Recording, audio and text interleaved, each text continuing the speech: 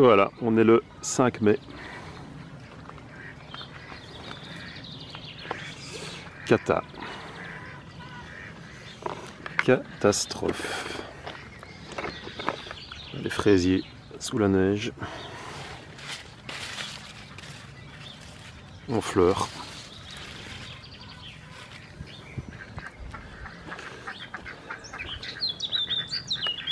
La glycine, le cities avec de la neige dessus. Les kiwis.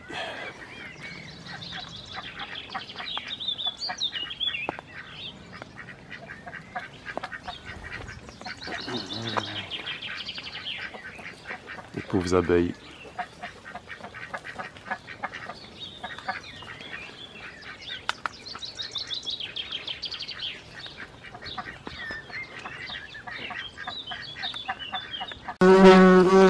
Salut tout le monde. Alors lundi 6 mai, après un week-end effroyable, on a eu de la neige, là 5 cm, c'était quand dimanche matin. Et cette nuit on a eu du gel. Donc voilà, c'est très mauvais, ça fait plusieurs jours que les abeilles ne sortent pas. Elles vont pas encore sortir beaucoup cette semaine.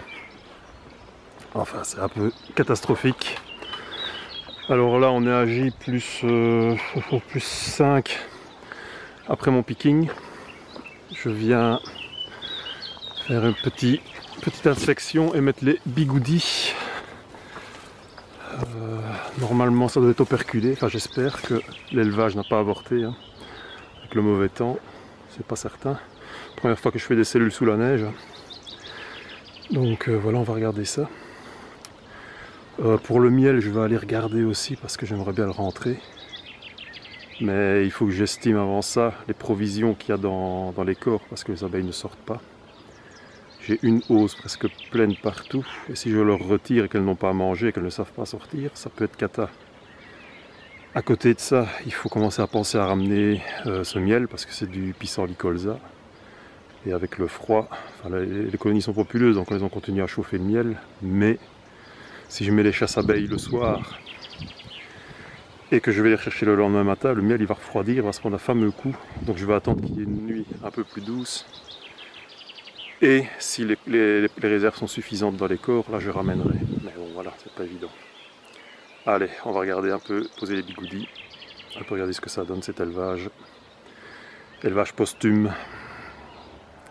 Allez, c'est parti, générique.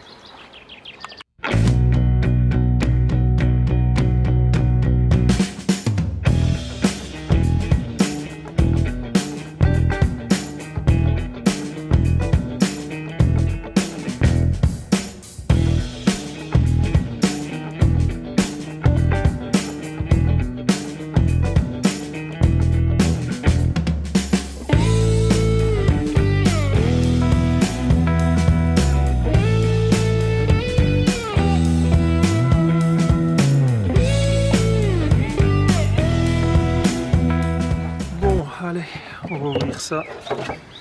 J'espère ne pas avoir de mauvaises surprises. Parce que cette année, rien ne me sera épargné.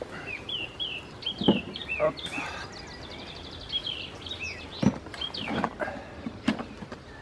J'ai pas pris mon petit support, ça c'est embêtant aussi.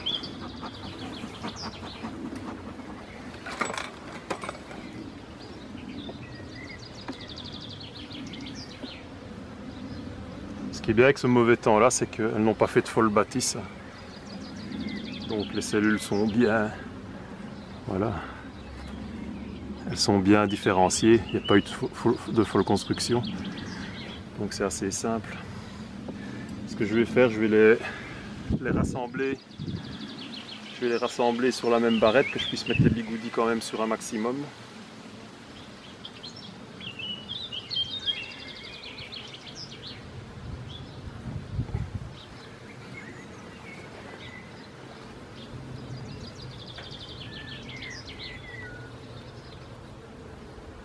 Bon voilà, c'est le seul avantage du mauvais temps quand on fait un picking, c'est que ça ne construit pas partout et ça ne met pas du miel partout.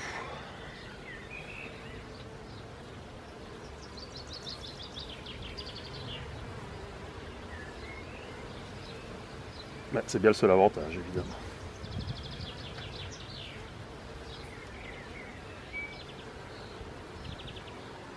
Sinon les cellules sont pas mal. Hein.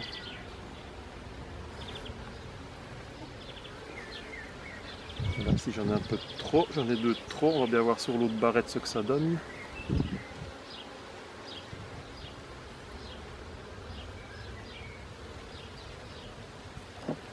Ça va être délicat.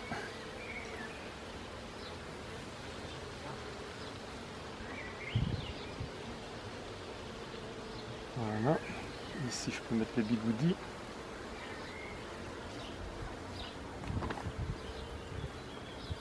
Vous pouvez évidemment vérifier que les cellules sont bien toutes operculées. Sinon il ne faut pas mettre les bigoudis évidemment. Hein.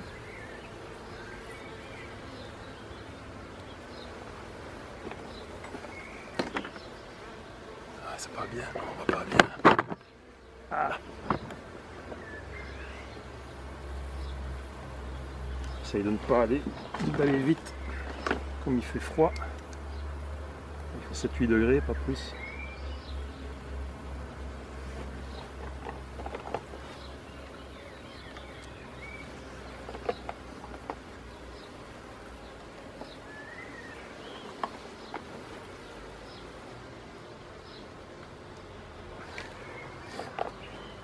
Bon, j'aurai quand même quelques cellules, j'espère qu'elles vont aboutir.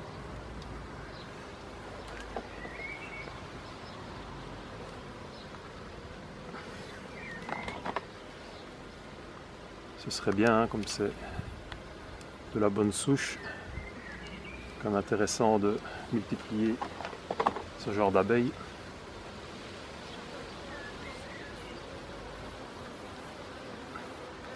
Voilà. L'autre, on va regarder ce que ça donne. À mon avis, je ne saurais pas mettre de bigoudis.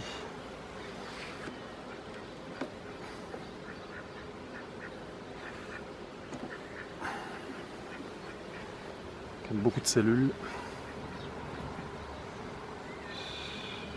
Il y en a trop.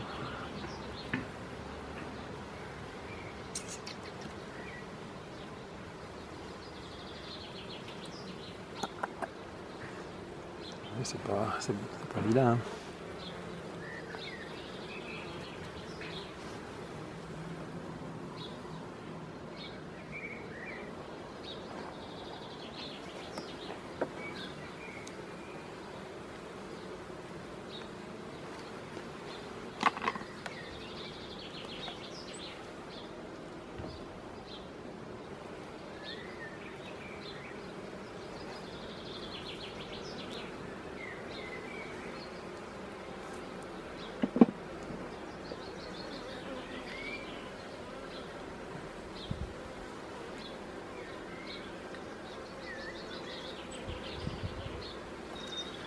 Voilà.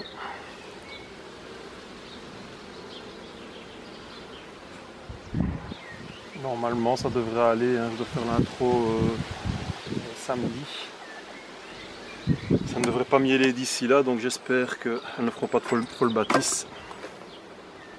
On verra bien. Alors, mardi 7 mai, un peu de soleil.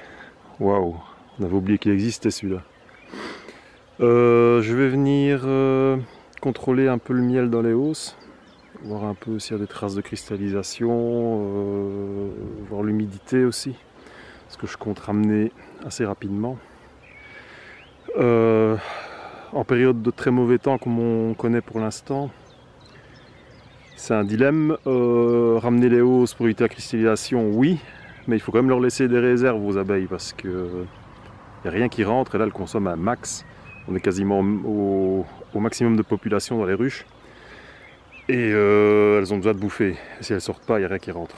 Donc, avant d'enlever les hausses, il faut quand même vérifier les corps, voir un peu les réserves qu'il y a dedans. Consulter la météo. Ici, apparemment, on irait vers un peu mieux fin de semaine, donc les abeilles vont pouvoir sortir.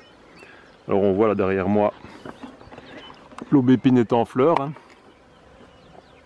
Les abeilles sont dedans, évidemment. On les entend, on les voit. Ça, l'aubépine, c'est signe fin de mielée de printemps, hein, malheureusement. Donc ça a été vraiment très mauvais. très mauvais. En face, ben, avec la neige, le colza a partiellement versé avec le poids de la neige. On voit des grandes plaques complètement à terre. Ça, je n'ai jamais vu sur le colza. Voilà. Qui était déjà pas beau. Enfin, voilà. Bon. J'espère que l'été sera mieux, hein, mais bon, voilà, on m'a détruit toutes mes prairies de trèfle, donc j'ai déjà plus ça. Je n'ai que les tilleuls et les ronces et les châtaigniers, mais les châtaigniers c'est assez aléatoire, c'est une année sur 3-4. Donc voilà, enfin, parce qu'on ne peut rien y faire de toute façon, donc on fait le gros dos et on verra bien ce qui va se passer. Hein. Allez, on va aller aux ruches. Bon, les hausses, qu'est-ce que ça raconte? Je suis plus venu depuis le 26 du 4, donc ça fait 11 jours hein, avec le mauvais temps. On va avoir des surprises à mon avis. Alors les hausses, il y a du pulp dedans, pas trop de fumée toujours dans les hausses, ça c'est la règle, pas donner le goût au miel. Alors qu'est-ce que ça raconte?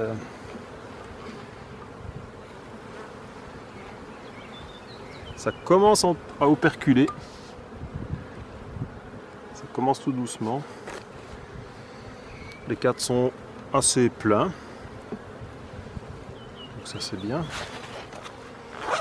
Alors outil indispensable pour voir où on en est, le réfractomètre.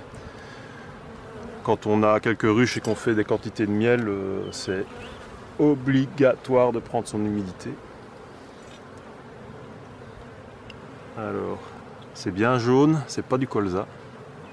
Ça c'est du pissenlit.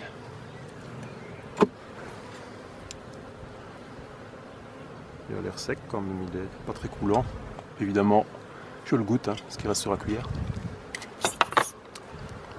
Ouais, c'est pissenlit. Voilà. Et je vérifie. Bah, je suis déjà à 17,5 hein. Donc le miel est mûr.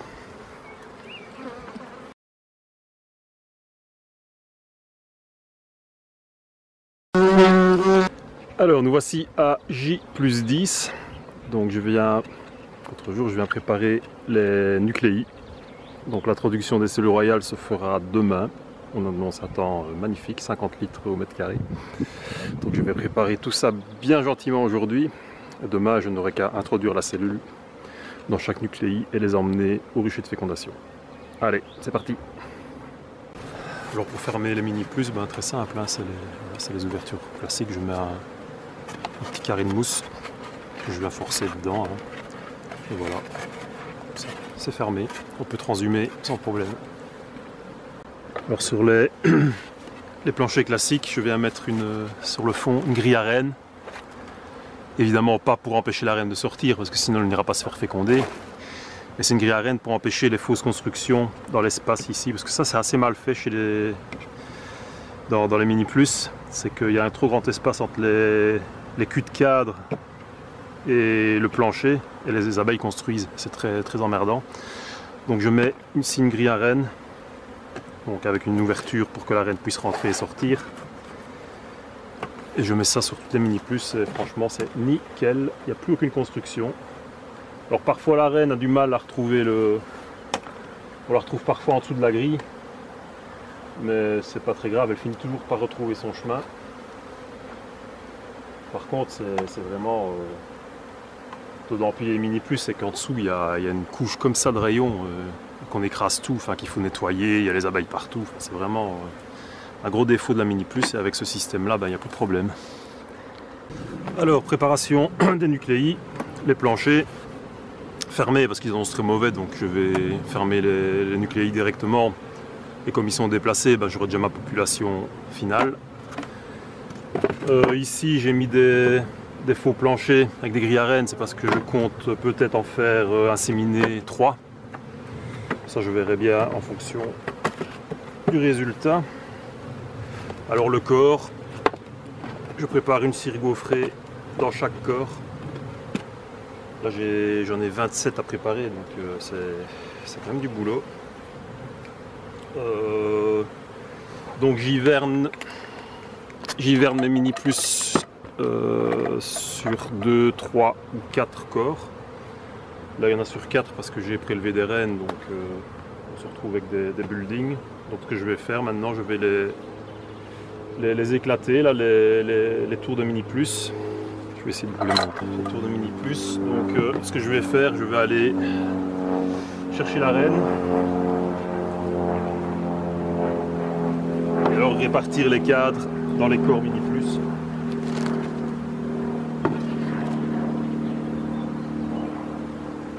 Donc sur la cage où je vais mettre la reine, je note ce que c'est comme reine évidemment.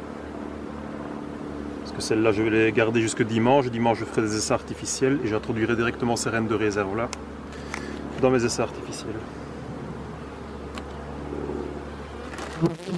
Alors, premier corps. Plutôt celui-là, je vais l'utiliser ici. Voilà. Elles sont très populeuses, hein. Il ne faudra pas embarquer toutes ces abeilles là parce que c'est un peu trop pour une nucléie de fécondation.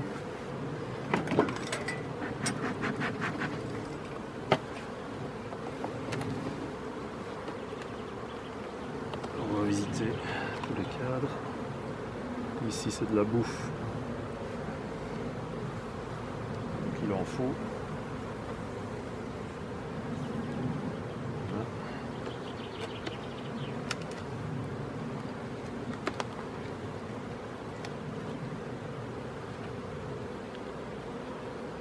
Ici c'est du couvain ouvert.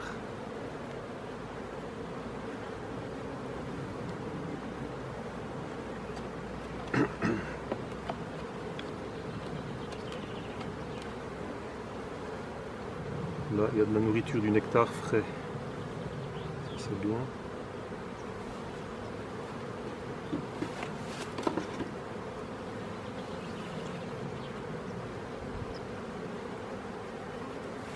Alors mes nucléis, je vais les constituer sur 2 ou 3 cadres de couvain, un cadre vide, une cire gaufrée et un cadre de nourriture. Ici c'est tout du mâle. Je vais certainement le virer ce cadre-ci. Ça ne sert à rien d'emmener ces mâles là en fécondation. Hein.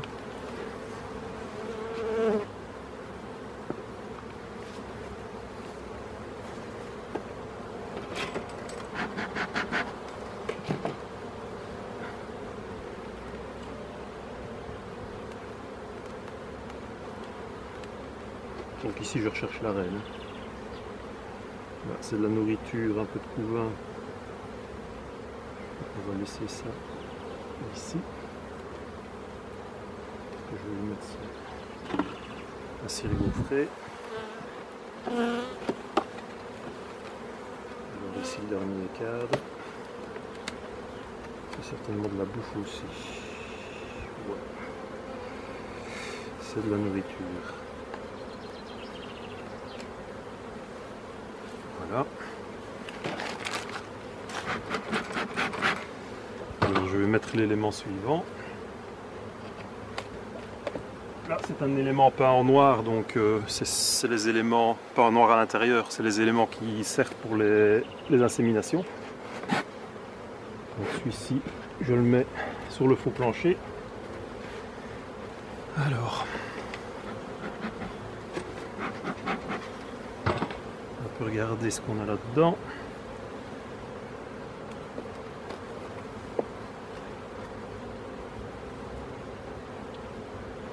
Là, de la nourriture et du couvain. On regarde évidemment s'il n'y a pas de cellules royales, parce que comme on sort d'une période de très mauvais temps, il faut se méfier de ça.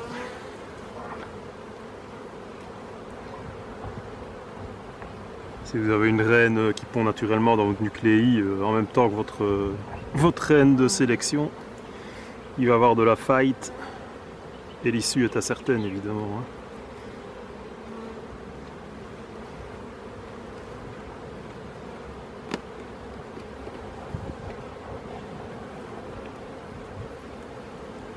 Du couvain.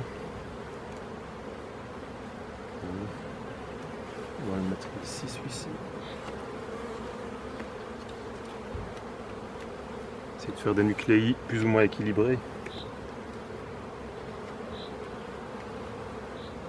Ici on a du mâle, du couvain. On va laisser là. Voilà la reine. Ici. Donc elle, je viens la mettre en cagette pour plus tard.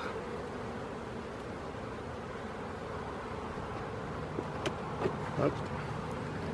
Hein.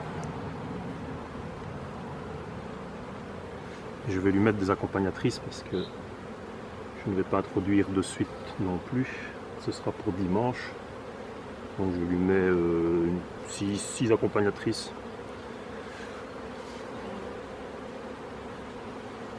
Des abeilles jeunes pour bien faire.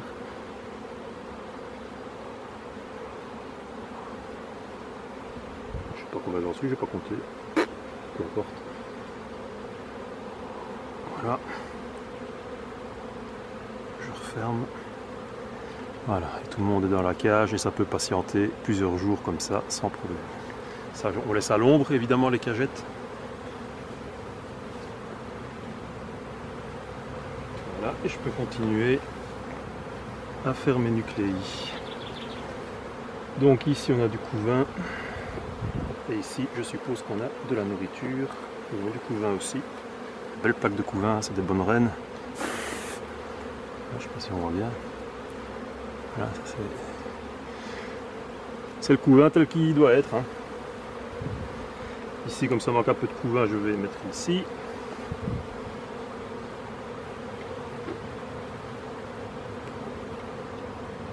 Là, c'est bien. Ici aussi. Là, il y a un peu de nourriture. Voilà. Ok.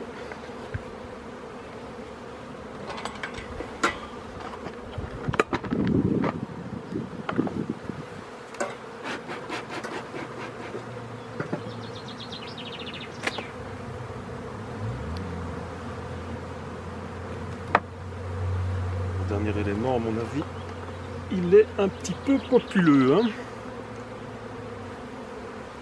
Un petit peu beaucoup. Regardez en dessous, je sais pas si on va le voir, les abeilles qui pendent. Je vais aller les mettre dans une ruche. Il ne faut surtout pas trop peupler les nucléi, hein, parce que ça, peu populeux, ça améliore les acceptations. Il faut éviter les risques d'étouffement aussi évidemment. C'est toujours beaucoup mieux de ne pas avoir trop de population.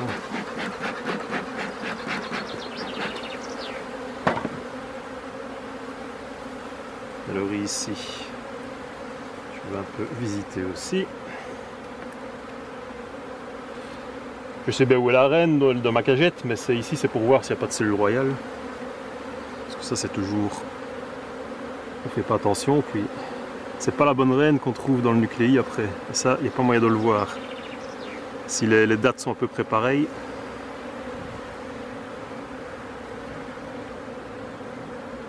Voilà, c'est bon.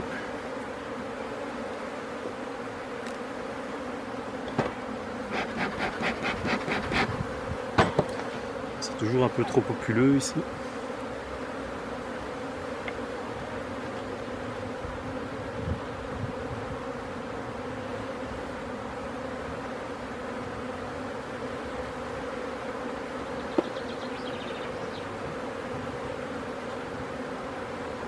Ah, il y en a déjà un qui est fini. Ici, on est sur 4 cadres. Ici, je vais mettre une cire.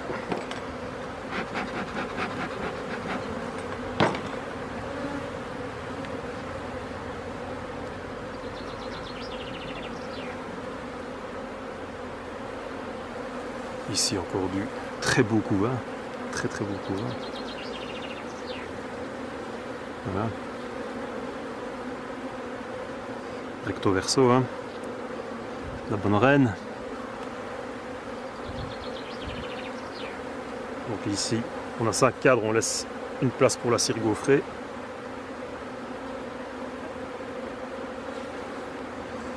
Ici encore du couvain. Il faut bien se dire qu'ici on va avoir une rupture de ponte pendant facilement 15 jours, 3 semaines. Donc il faut quand même penser à ça et permettre à la ruche de se refaire. Donc s'il y a un peu trop de couvain, c'est pas très grave.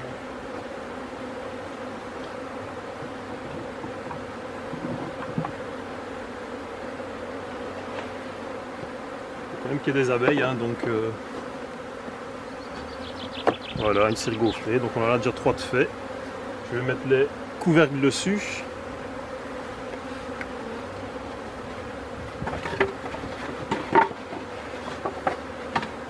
J'ai plus de plastique pour mettre, ben tant pis, je vais faire ça. Alors couvercle peint en noir à l'intérieur aussi pour ceux qui iront en fécondation, en assimilation.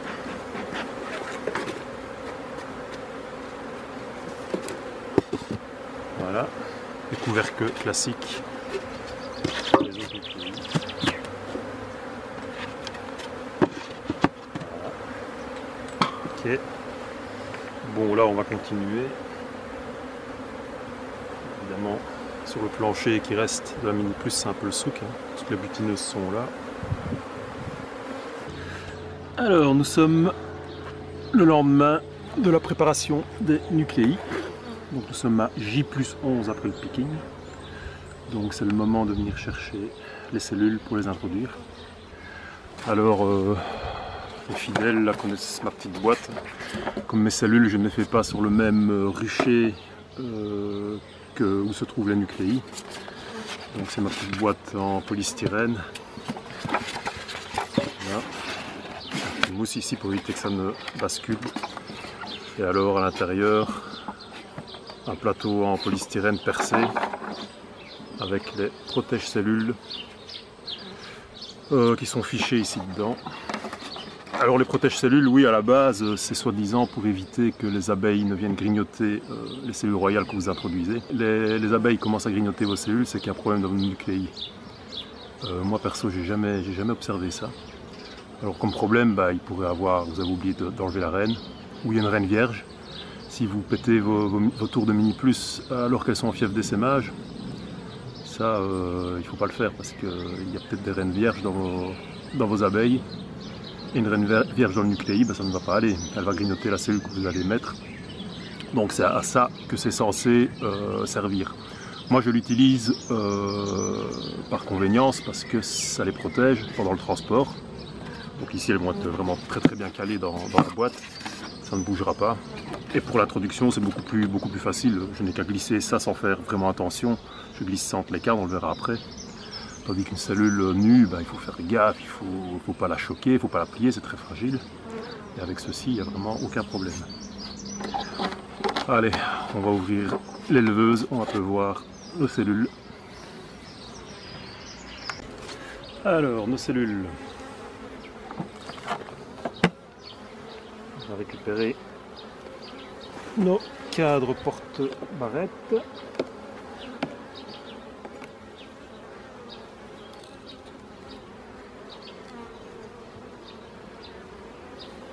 Ici, on va un peu brosser les abeilles.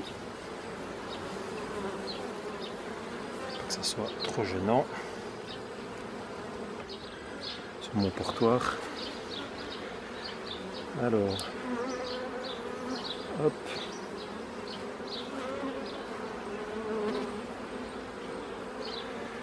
Voilà, les cellules. Alors les cellules, pour les dégager du porte-cupule, c'est très facile. J'en vois qui s'acharnent ici et qui abîment. J'ai mis quelques temps avant de le comprendre, mais elles sont creuses. Il y a un petit trou ici. Donc vous prenez votre lève-cadre, vous allez appuyer sur la cupule qu'on voit là. Bon, comment est-ce que je vais faire pour que vous voyez quelque chose?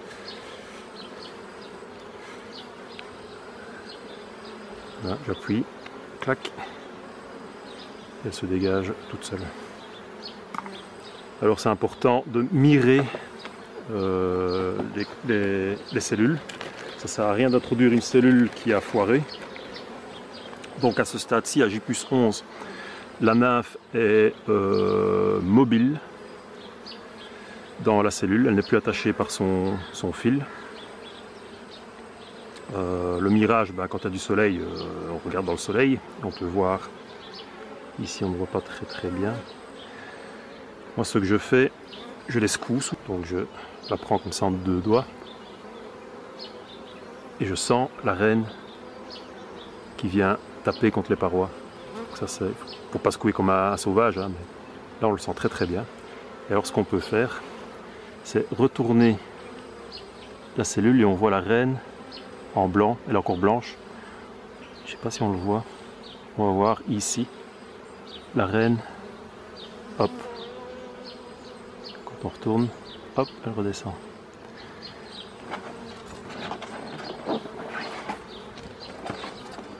Alors voilà, très facile, je viens mettre la cellule dans le protège-cellule. Et donc, il n'y a que l'extrémité de la cellule, voilà, qui sort du protège-cellule.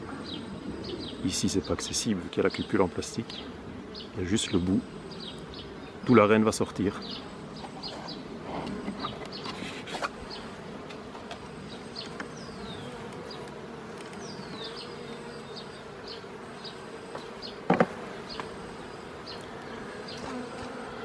Voilà, je vais sauter la cupule. Hop. Je secoue, je sens la reine, je la retourne. On voit la reine qui tombe.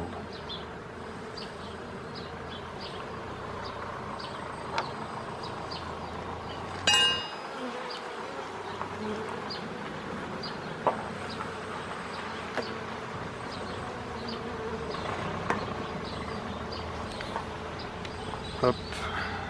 Voilà. On voit la gelée, hein. Certaines cellules, il reste beaucoup de gelée dans...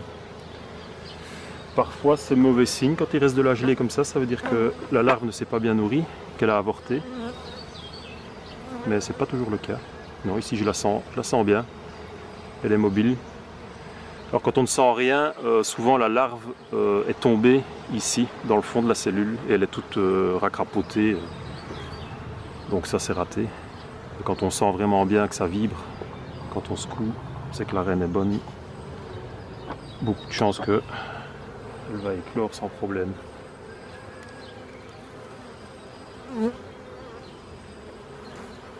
Pour l'instant c'est pas mauvais.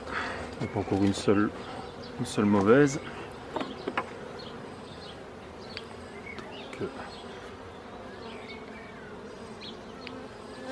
clac. Là on voit par exemple que la larve a tout mangé. Il n'y a plus de gelée du tout. Là, on la voit bien qui... Je ne sais pas s'il fera le focus. Hop, on voit la reine. Hop, elle redescend. On la sent bien qui vibre.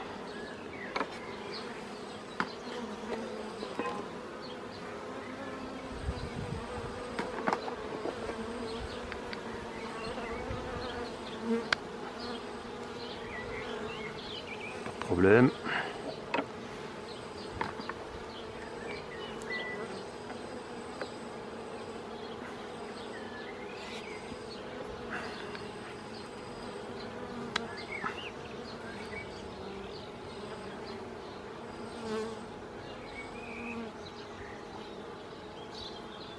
Pas de problème non plus. C'est vraiment le secouage, je trouve que c'est vraiment la méthode infaillible. Maintenant quand il y a du soleil, parfois on voit très bien l'intérieur de la cellule par transparence. Mais aujourd'hui c'est un peu raté. Là. Je profite d'une éclaircie entre 2 averses pour venir faire ce travail parce qu'il a plu toute la nuit, il a fait vraiment dégueulasse. On ne peut pas trop compter sur le soleil pour faire du mirage. Mais même, c'est pas, voilà, parfois on ne voit pas, si la cire est un peu foncée, on ne voit pas bien. Donc moi j'ai toujours fait ça. Secouer légèrement la cellule. Et avec l'habitude, on sent vraiment bien la reine qui bouge dedans.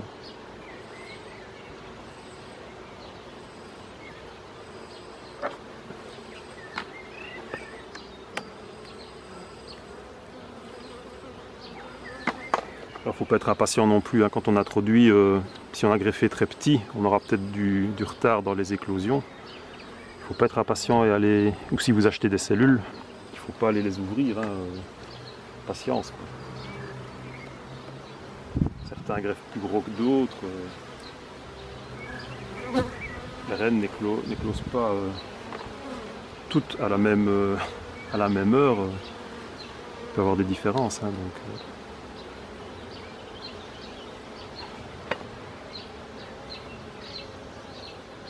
Ici en l'œil nous je ne sens rien. C'est pas trop. Si.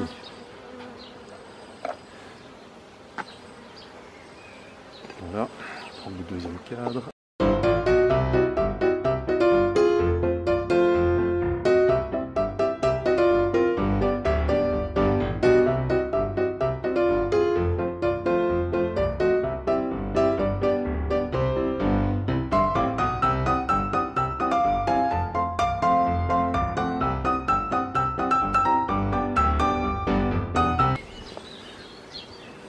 Donc ici on est à J+11 après le picking.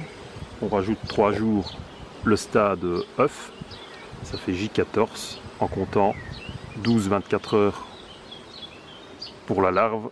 Pour le picking, on est à J14, 14,5. Donc l'émergence se fera dans 1 jour et demi, 2 jours.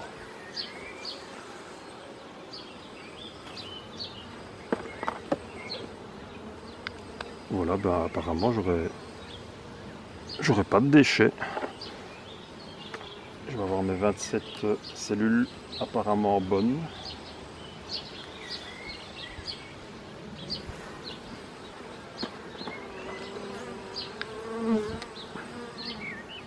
Ouais.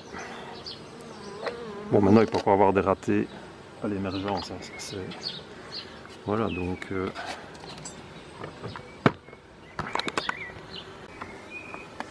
Donc voilà, toutes les cellules dans leur protège-cellules, avec le bout de la cellule qui dépasse pour permettre à la reine de sortir.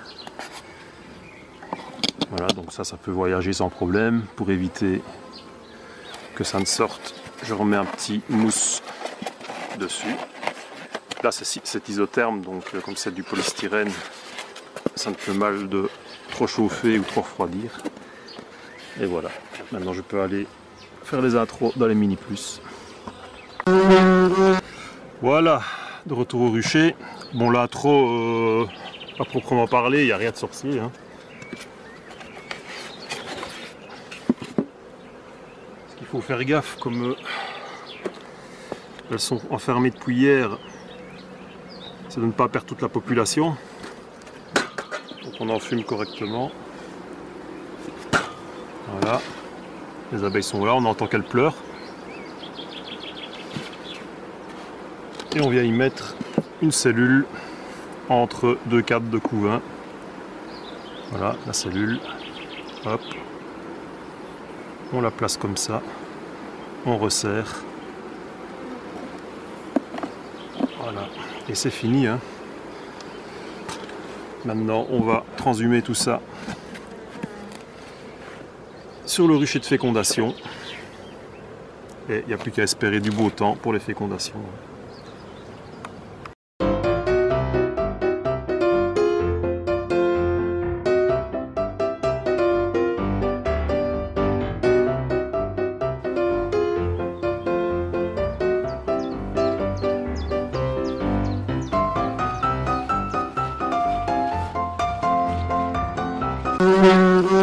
Bon ben voilà, les filles sont arrivées en Thaïlande pour une petite séance de tourisme sexuel. Elles sont en train de faire leur vol d'orientation. Donc éclosion dans 2 jours. Le maître des lieux est là.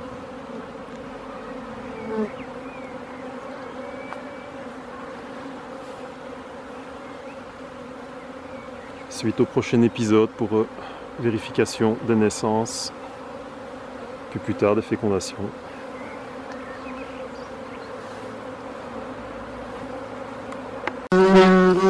Alors voilà, vidéo un peu touffue, hein. Ça sur l'élevage, il y a toujours beaucoup à dire. À mon avis, je vais avoir du boulot au montage pour avoir quelque chose qui tient la route. Enfin, ça c'est moi que ça garde, hein. Ouais, donc voilà. Je sais bien que vous aimez bien les vidéos sur l'élevage. Ouais, moi j'aime bien, hein, donc c'est le plus passionnant, moi je trouve, dans l'apiculture. Donc voilà, c'est un sujet, il y a toujours beaucoup à dire. Donc voilà. Quoi d'autre? Ouais, je me répète un peu, mais vous pouvez suivre mon blog. Je poste quasiment tous les jours. Sur Facebook quasiment tous les jours et sur le blog 2-3 fois par semaine facilement. Comme j'ai déjà dit, c'est plus facile de faire des petits articles avec des photos que de faire une vidéo. La vidéo, ben, j'essaye de maintenir une fois par semaine, mais c'est pas toujours évident. Donc voilà, prochaine fois, la semaine prochaine, normalement. Alors j'aurai dans les prochaines semaines, si j'ai le temps, j'ai pas mal de matos à tester. C'est mes potes là, de B-Box qui m'ont filé un peu du matériel. J'ai aussi l'ergonomiel, je sais pas si vous connaissez là, le système d'ergonomie des ruches. Pour ceux qui ont des problèmes de dos ou les petites madames pas très fortes, ça permet de visiter les ruches quand les hausses sont dessus sans trop d'effort. Donc ça, le concepteur de cet appareil m'a filé un exemplaire pour que je puisse tester. Il faudrait que j'ai le temps de le monter et monter l'appareil, hein, pas le concepteur. Hein. Il faudrait que je pense à monter ça pour vous montrer. J'aurai aussi une trappe à pollen qui est adaptable aux ruches Nico sans bricolage, sans bidouillage. Ça c'est pas mal. Il y a un plateau cloaque pour ruchettes 6 cadres aussi. Enfin voilà, il y a plein de trucs à tester. Il faut juste que je trouve le temps de faire des vidéos là-dessus. Donc j'ai du boulot sur la planche. Voilà. Allez, à la prochaine fois. Bye bye. Allez, à bientôt. Salut.